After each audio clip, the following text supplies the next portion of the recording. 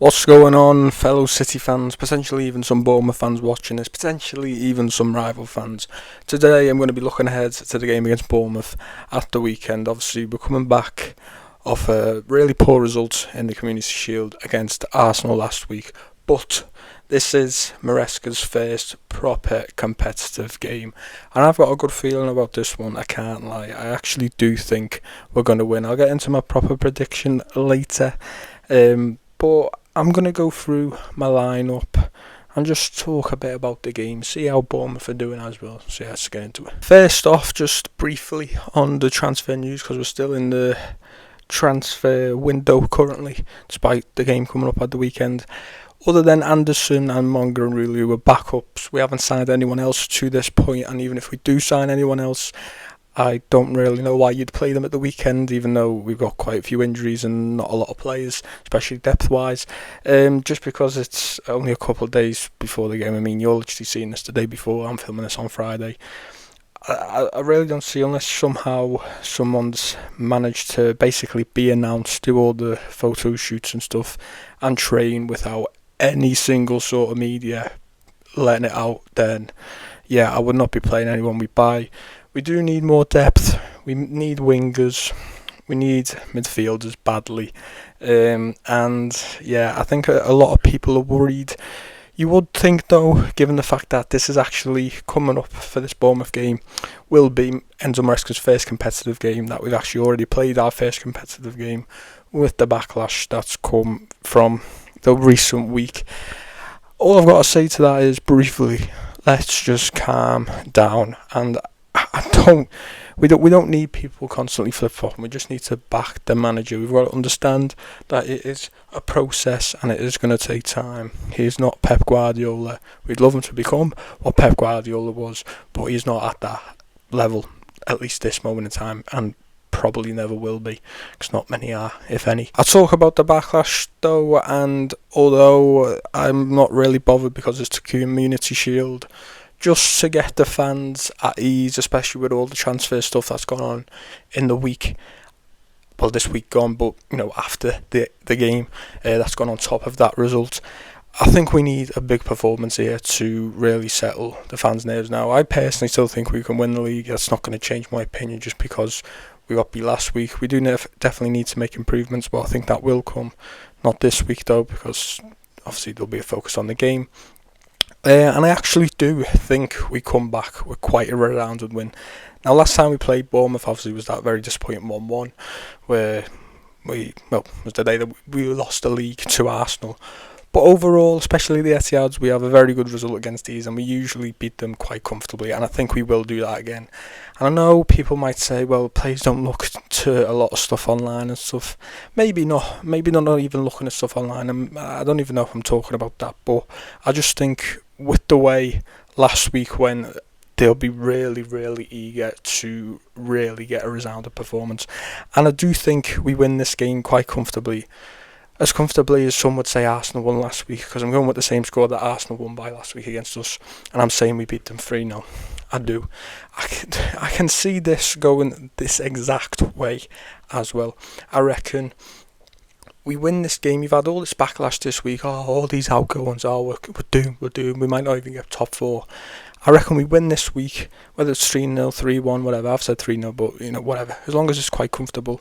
I reckon we do that, and then a day or two after, quite a few more signings come in. The day after that, officially announced all the people who basically got the here we goes and stuff have officially gone, and everyone will be at a similar point to what we were last season after Wolves when we beat them 4-1 and we thought, fucking hell, we're back. Do you know what I mean? Like I said, I think being at home definitely helps us. I also think what also helps us is looking at the Bournemouth side of things.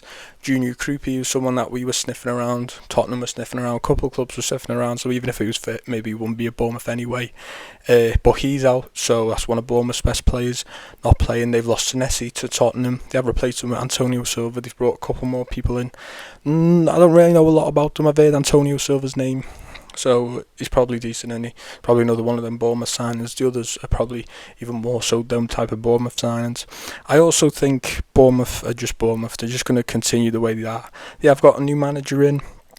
He played similar type of way in the Bundesliga, so I don't really see it being much of a different Bournemouth side that we're coming up against than we have in recent years in terms of the way they play. Obviously, the players will be slightly different. But in terms of us and our lineup, the changes I would make from last week, a lot of people won't like Donnarumma. They'd be on his back, but he is the number one goalkeeper, and we have to stick behind him. He did make mistakes last week. That was quite obvious to see. If he makes them again this week, then it's going to pile on. He's going to have a lot of eyes on him. He's going to have a big point to prove this season with all the Trafford stuff that went on. But he goes in goal. I think this week although Maresca likes to have the out-and-out wingers, I just think with Doku leaving, like I said, if we don't get any signings in, then even if we do, I wouldn't be playing them this week. And other than Doku and Semenyo, we don't really have out-and-out wingers other than maybe you could argue McAdoo. I wouldn't be risking McAdoo because we really need something to get the fan base like calm-headed after this week, just with everyone that's gone on in the past week and stuff. So in order to gain the width, I would kind of also abandon the back three just for this game. And I know people might say, well, he's going to try and play the back three anyway, so why would you change it up for this game? Sure, you want them to get used to it. Yes, but you have to adapt to what you have got. And we have not got out-and-out wingers anymore, and that's the whole reason we were playing the three. Kusanov showed last week that, with all due respect, I thought he would have done quite well there. But the midfield was shit. It was getting run all over. Kusanov was getting pulled into midfield to try and defend a lot. That just can't happen. So, Nunes is injured, isn't he? I was about to say play Nunes, but he's fucking injured. Fuck. That's actually fucked. Yeah, so I totally forgot that Nunes picked up an injury last week. So, yeah, that's kind of completely changed the way that I viewed the lineup, because I thought it was going to be pretty simple. We're just going to have to, just for this week at least, revert to the two back on the ball instead of the three back, even when we're on the ball. But to be fair, it does say here that Nunes' injury is unknown, so there is still potentially plays.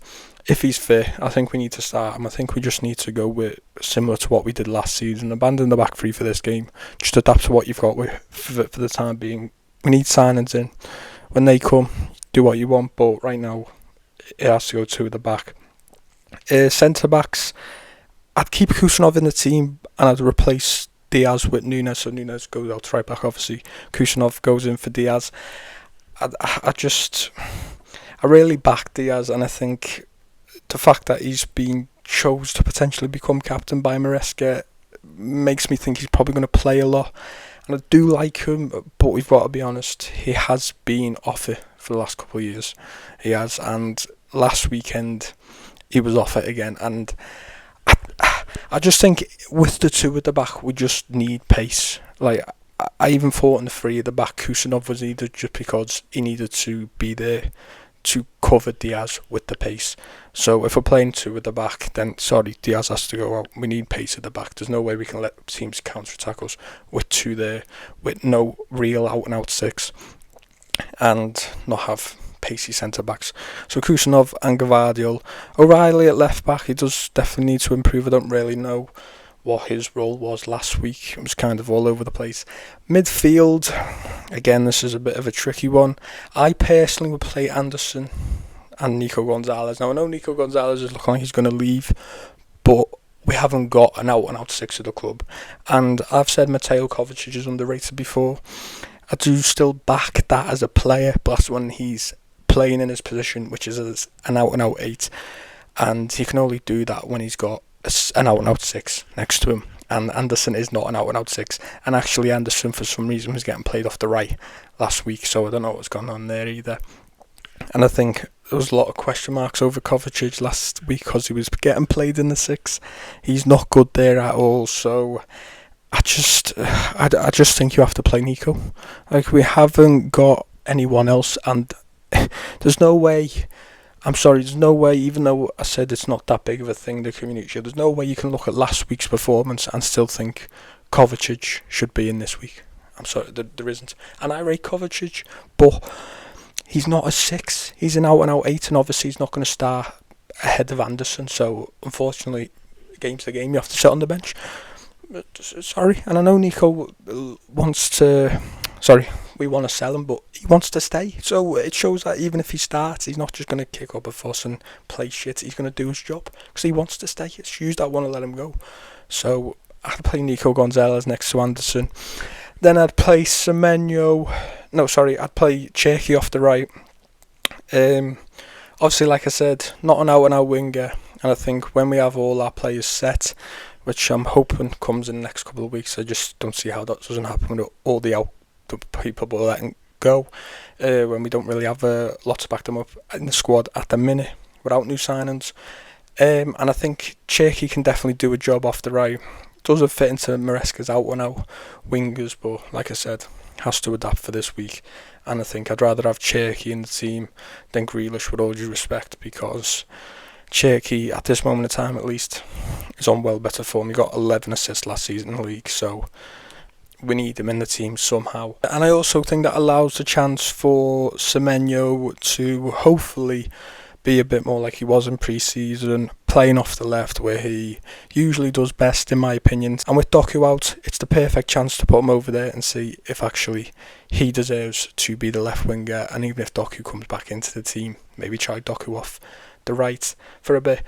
In the 10 then, obviously I've got Cherky off the right. I actually personally thought he had a decent game last week, but a lot of people think he didn't. That's your opinion, fine. But with Cherky playing, unless you play Grealish off the left and Semenyo off the right, which I don't really like the idea of, to be honest with you, and then put Cherky in the 10, then the only alternative option that we've got in there in the minute is playing Phil Foden. Even if he's off it, the gamble of him being on it is worth it, because you know if he's on it, he is like a real creative player. Whereas with the other players we have in the squad, other than Cherky, who's playing off the right, like I said, have we really got those type of creators at the minute? I don't think so. So you need to play him. I'd rather that gamble than playing Grealish off the left when we don't even really know how fit he is. And then obviously Haaland up top. So yeah, that's my lineup. Those are my predictions. What do you think on the lineup? Would you line up that sort of way? Do you think he's going to line up that sort of way? I'll be honest, I am a bit scared that he's not going to adapt a bit, which is something I am a bit worried about. I've heard a lot from Chelsea fans that he doesn't really like adapting at all, which is a bit of a worry. But yeah, I think that team's good enough, the one I said, to beat Bournemouth. I think the players we've got, even though it's limited, still good enough to beat Bournemouth regardless. Well, not regardless, but pretty much regardless of what he goes with. So yeah, let's go the fucking Blues. I'm excited. I'm going to the game. We're winning 3-0, and we're winning the fucking league and the fucking FA Cup. Come on, City. Come on. Big season ahead, lads.